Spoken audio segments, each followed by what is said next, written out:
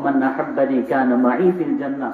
নবীজি বলেন, আচ্ছা একজন আরেকজনকে ভালোবাসতে গেলে সামনাসামনি লাগে না, কাছে পাওয়া লাগে না?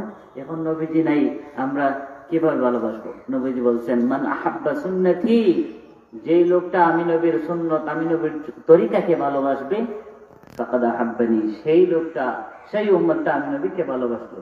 আর আমি নবীকে ভালোবাসলে কি হবে? কানা মাই ফিল জান্নাহ, নবীজি বলেন সে আমার সাথে জান্নাতে থাকবে। সুবহানাল্লাহ। তাহলে আপনারা দাড়ি চুল সব সাদা করে ফেলছেন, এখন পর্যন্ত একটা সুন্নতের আমল জানেন না, ঠিক কি না? সুন্নতের আমল যদি করতে পারেন, নবীর সাথে জান্নাতে যাওয়া যাবে। এখন একটু পরেই মাগরিবের আজান হবে, আজানের জবাব যদি দেন তাহলে কি হয়? গুফিরা লাহু, আল্লাহ তাআলা তোমার সমস্ত গুনাহ মাফ করে দিবেন। শুধু তাই না, তোমাকে নবীজি সুপারিশ করে জান্নাতে নিয়ে যাবে। সুবহানাল্লাহ। তাহলে আজানটা কেমনে? মুয়াজ্জিন আল্লাহু আকবার আল্লাহু আকবার এইভাবে আজান দিবে, আমরাও আল্লাহু আকবার বলবো। মুয়াজ্জিন যখন বলে আশহাদু আন্না মুহাম্মাদার রাসূলুল্লাহ, আমরাও আশহাদু আন্না মুহাম্মাদার রাসূলুল্লাহ বলবো। কিন্তু পার্থক্য কোন জায়গায়? মুয়াজ্জিন যখন বলে হাইয়া আলাস সালাহ, নবীজি বলেন তুমি বলো লা হাওলা ওয়ালা কুওয়াতা ইল্লা বিল্লাহ। মুয়াজ্জিন যখন বলবেন হাইয়া আলাল ফালাহ, হাইয়া আলাস সালাহ, তখন দুটোটা বাক্য বলার সময় আমরা কি বলবো? লা হাওলা ওয়ালা কুওয়াতা ইল্লা বিল্লাহ। এরপরে মুয়াজ্জিন যা বলবে ফাকুলু মিসলা মা ইয়াকুলুল মুয়াজ্জিন, মুয়াজ্জিন যা বলে আমরা তাই বলবো। এইভাবে যদি আমরা জবাবটা দিই কি হবে? গুফিরা লাহু, নবীজি বলেন তোমার সমস্ত গুনাহ আল্লাহ তাআলা maaf করে দিবেন। এখন আজানের পরে একটা দোয়া আসেনি?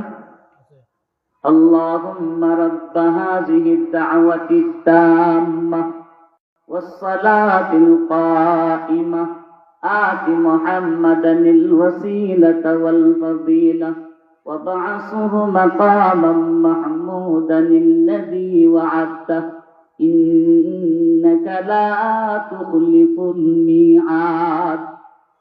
আল্লাহ নবী বলেন, যারা আজানের জবাবটা দেওয়ার পরে দোয়া পড়বি, কাল কিয়ামতের কঠিন ময়দান, যেদিন মাটিটা হবে তামা, সূর্যটা 9,88,00,000 মাইল দূরে আছে, সেই দিন তোমার মাথার আদাত উপরে এসে যাবে।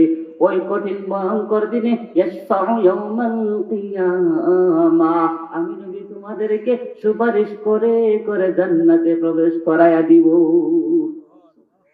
এই ছোট্ট আমল না? দাড়ি চুল ফাঁকাই দিচ্ছেন, নামাজও পড়েন, আজানের দোয়াটাই পারেন না।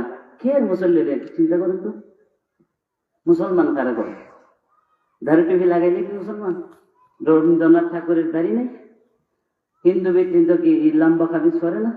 অনেক এলাকাতে ওই মারকুলি সাইডে দেখেন দৌলতপুর